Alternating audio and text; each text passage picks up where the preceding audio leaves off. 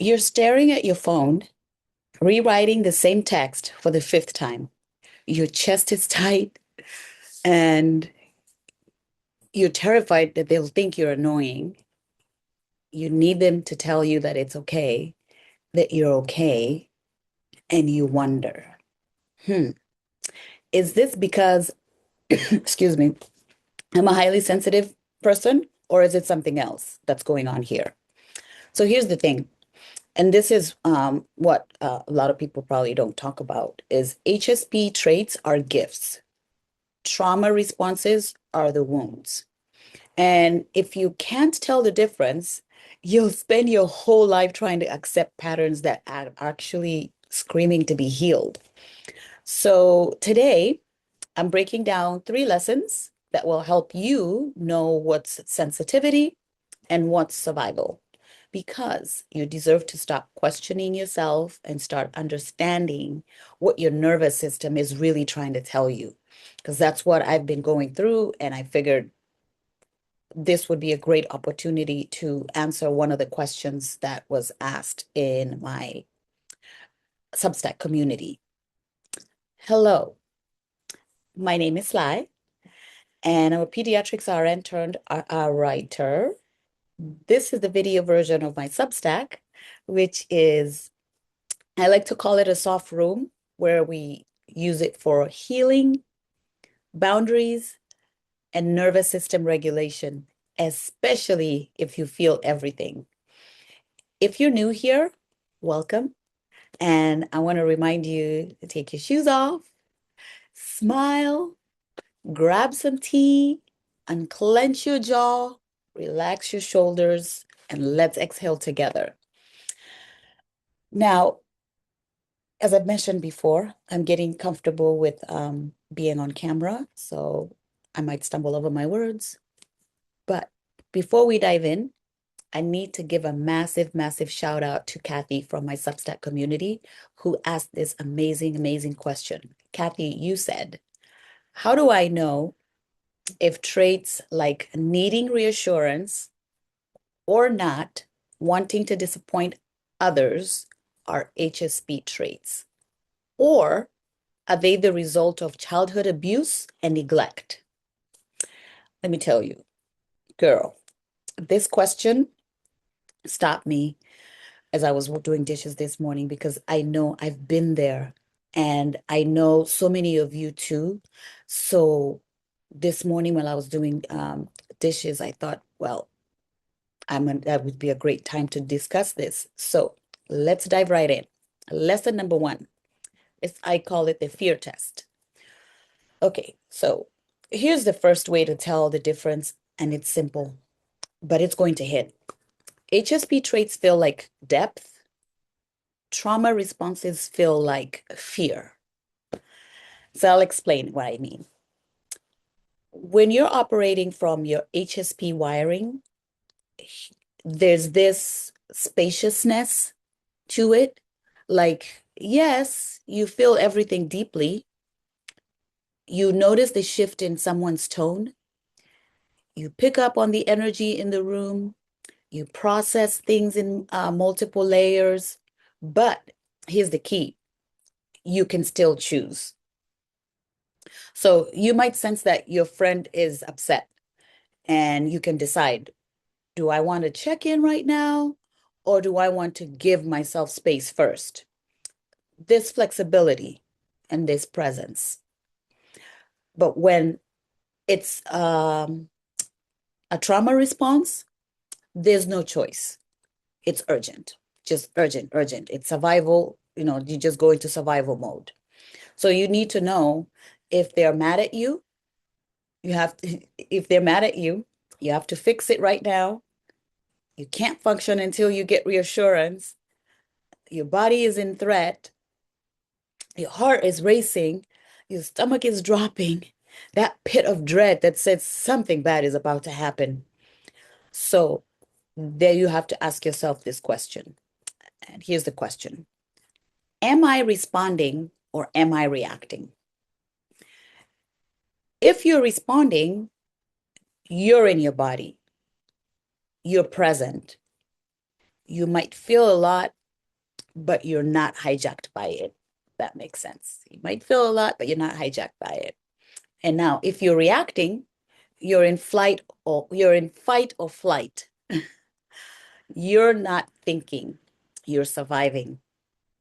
And that leads me perfectly into lesson number two, because this is where it gets even clearer. Lesson number two, I call it the bottomless pit test. So here's the second way to be able to tell the difference. HSP traits can be soothed. Trauma responses are never satisfied. HSP traits can be soothed. Trauma responses are never satisfied. And listen, this one's going to sting a little, but stay with me because there's freedom on the other side of this, right? So I'll break it down like this. When you're dealing with an HSP trait, let's say you need reassurance because you're processing something deeply, that reassurance actually lands. So, for instance, your partner says, "Hey, I'm not upset with you. I'm just tired today." But your nervous system goes, "Oh, okay, I can breathe now." And you recalibrate, then you settle. Might take a minute, but you get there. But now, when it's trauma responding, it's like trying to fill a cup with a hole in the bottom, is what I would liken it to. So your partner or your person tells you they're not mad. You feel better for 5 minutes, then the fear creeps back in. But what if they're just saying that? What if they're upset and they're not telling me? So you ask again and again. And even when they reassure you, it's never enough because the fear isn't about them. It's about a wound that's asking to be seen. So, and here's what I want you to hear. This doesn't mean you're broken.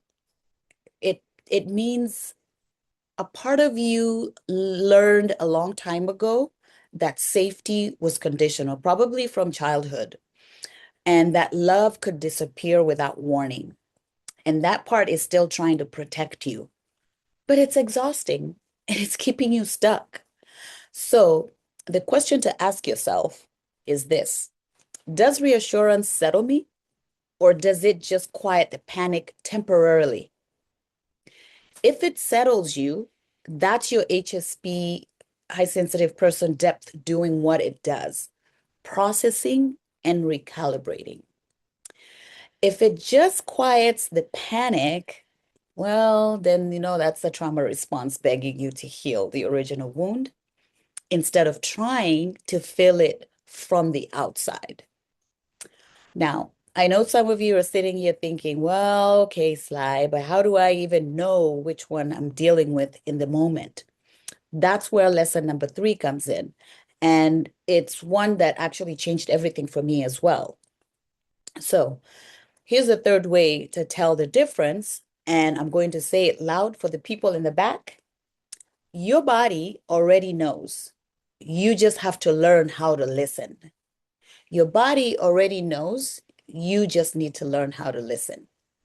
So we spend so much time trying to figure this out in our heads, right? Is this HSP or trauma? Am I overreacting? Am I being too sensitive? And meanwhile, your body is literally screaming the answer at you. Here's what I mean.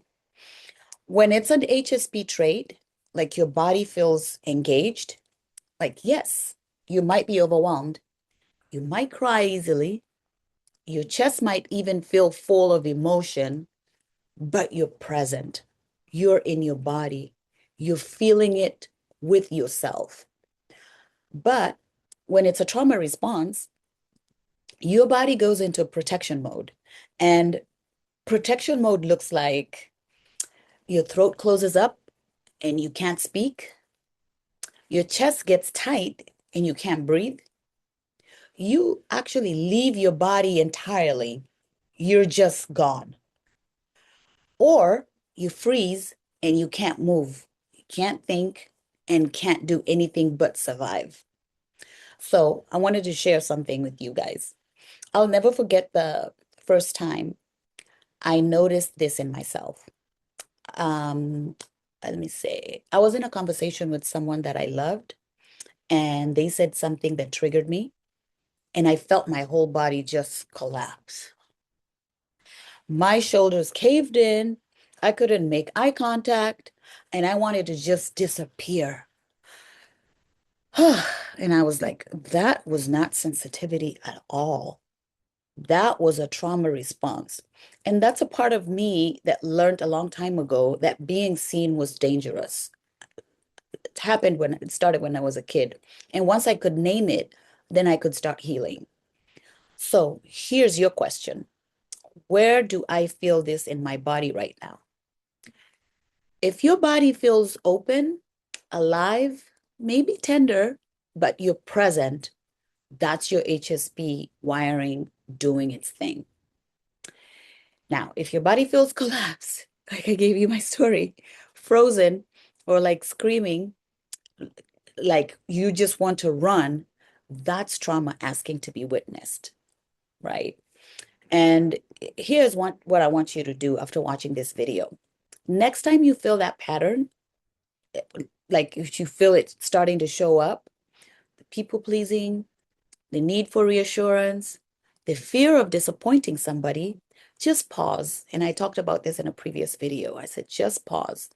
Put your hand on your chest, and you have to ask your body, are you feeling or are you protecting? Because you don't have to fix it right away. You don't have to have all the answers. All you need to do is Just notice, just witness. That's the first step. That's all you have to do. And so here's what I've learned in my own healing journey and what I hope you take away from this. It's not either or, it's both. You can be a deeply sensitive person and have trauma responses that need healing. So your sensitivity isn't the problem. The problem is when trauma taught you to weaponize your sensitivity against yourself, to override your needs, to shrink, make yourself small so other people can feel safe. And the beautiful thing is once you can tell the difference, you can start honoring both. You can celebrate your HSP, highly sensitive person gifts, and compassionately heal the wounds, right? If you haven't watched my other videos or my other episodes in the series, I highly recommend going back and watching Have You Outgrown Shallow Friends and How to Stop People Pleasing. Those two are going to tie into everything we talked about today and give you even more context for your healing.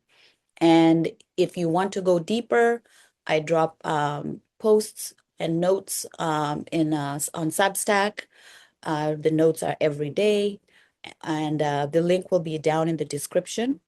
It's where we really unpack this work in a way that feels like writing in your diary, but someone's writing back. When I share my notes or write my posts, it's always nice to have people, engage in the comments. And before you go, drop me a comment and tell me which lesson hit you different today.